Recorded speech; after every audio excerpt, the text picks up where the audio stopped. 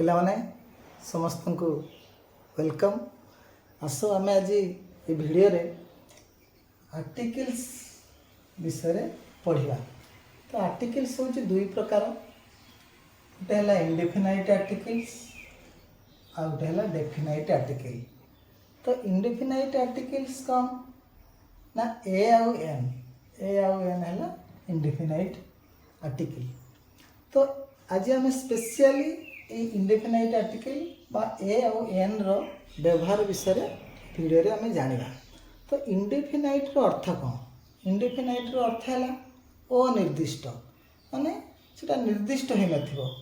धरा जाऊ मु कहबी गोटे कलम, गोटे बही, गोटे आंब, गोटे गाई, तो ये कौन सी निर्दिष्ट नुहे।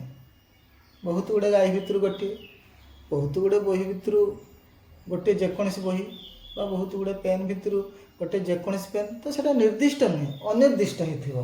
तो से अनिर्दिष्ट होता पूर्वर आम इंडेफिनाइट आर्टिकल ए आउ एन को यूज करवा। बात को अन्य अर्थ में जब आम कहवा जे कौन सी कॉमन नाउन बा साधारण विशेष्य पूर्वर आम आर्टिकल ए आउ एन को पसेवा, सीटा पुणी सिंगुलर हो। उदाहरण नाउन कहले कौन बुझ, जेकोसी गोटे वस्तु हो, जड़े व्यक्ति हो, कि गोटे पशु हो पारे, पक्षी हो पारे, कौन सी जिनस हो पारे, सीटा जब सिंगुलर हो एक वचन हो पूर्व आम आर्टिकल ए आउ एन को यूज करवा बसेगा। तो बर्तमान आम जाना जे ए आउ एन भितर आम ए आर्टिकल टाको कौटी यूज करवा। तो आम जाचे जो इंग्लीश रे हमर अल्फाबेट अच्छी 26 टा अल्फाबेट 26 टा लेटर्स अच्छी। तो ता भितर किछि कॉन्सोनेंट और किछि भावेल। तो भावेल आम जाचे A E I O U, ई पांचटा भावेल। ई पांचटा भावेल को छाड़ी देला परे आउ जतिक रहिला 21 टा से गुडा सब consonant, B C D F G H एमती 21 टा हला कॉन्सोनेंट। तो आम कौन कहली ए रे यूज आम जानिबा। तो ए को आम कौटी यूज करवा बा कौ कॉमन नाउन बा कौ वर्ड पूर्व यूज करवा। आम देखा जो साधारणतः आम पढ़ीचे मूलरू जे जोठी कॉन्सोनेंट थिबो, जो वर्ड रो प्रथम अक्षर कॉन्सोनेंट थिबो ता पूर्व आम ए यूज करवा। आ जोठी भावेल थिबो, जो वर्ड रो प्रथम लेटरटा भावेल थिबो ताकू आम ता पूर्व एन यूज करवा। तो से कॉन्सेप्टटा आम पिला बेलू शिखिथिले, सेटा किंतु ठीक नुहे, रंग कॉन्सेप्ट।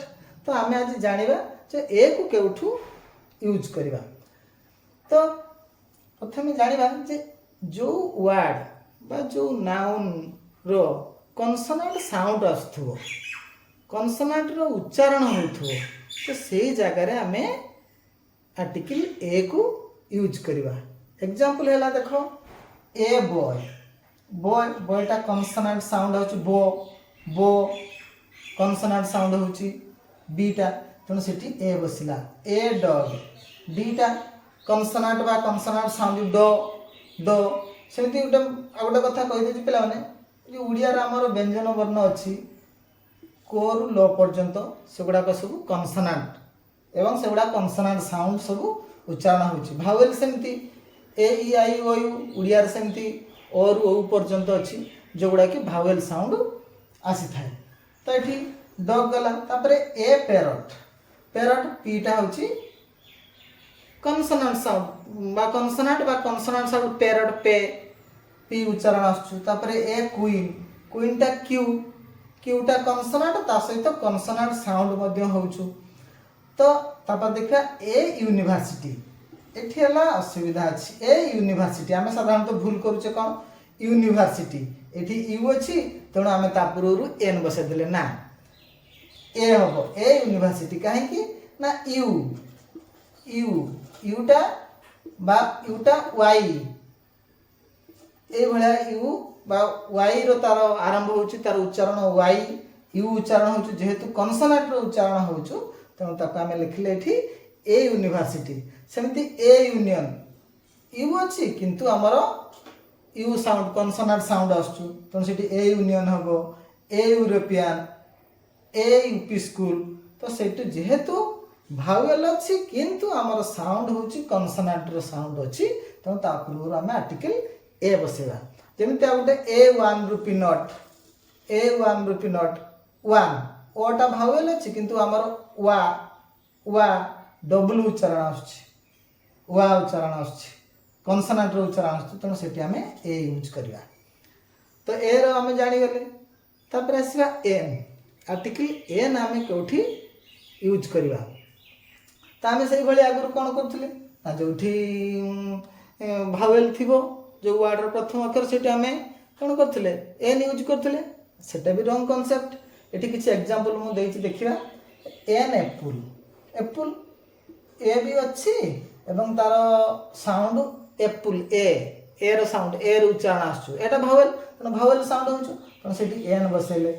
एन ऑरेंज ओ एटा भी भावेल साउंड होची an elephant E vowel sound होचु एन अम्ब्रेला भावेल साउंड होचु तेणु एन बसेले एन आवर एठी कॉन्सोनेंट अच्छी एच किंतु उच्चारण आसुची आवर भावेल आवर आर उच्चारण आसुचु अर्थात ए रो उच्चारण आसुचु तो सेतबेले आमे ताको कोन एन आवर लिखिबा आर्टिकल एन यूज करबा सेंति an honest man O vowel sound होची भावेल रो उच्चारण होची कॉन्सोनेंट थाई पारे किंतु सेठी उच्चारण होची भावेल तो सेठी आमे कोन करबा ना एन यूज करबा सेंति एन ऑनरेबल पर्सन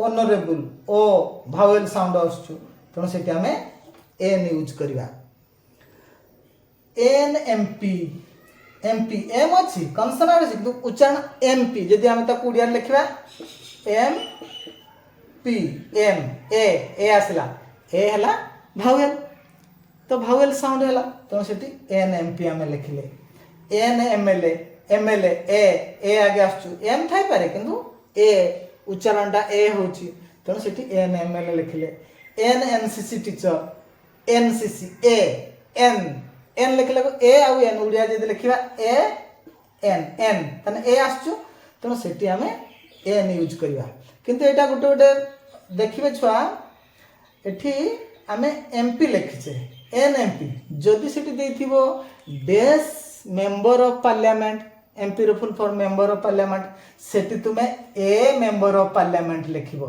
ए